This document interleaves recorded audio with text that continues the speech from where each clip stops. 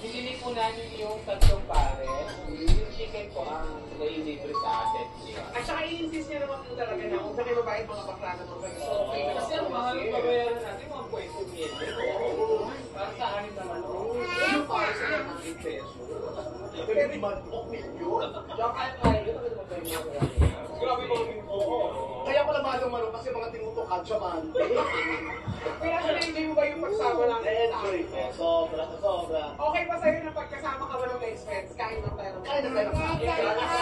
Actually sila, kaya gusto ko rin padalas i-invite sa vlog ng Mm. Kasi galing gayagin. Lalo pag sinabi, kakain. Hanapin mo. Tapos alam mo, ang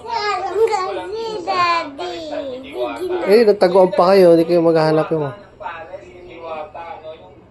Yung experience, hindi yung lasa ng food. Yes. Siyempre kung mas masarap kumain pag karami kang kasabay. Correct. At saka sobrang simple talaga. 10 na kukuha. Oo, ang sarap. Saka naman pag-entertain din ni Diwata sa lahat, umiikot talaga siya. Yes. Gusto ka, sinusukay na nga siya ng kasama niya. Pagpupunta si Diwata, Diwata, hindi ko rin doon.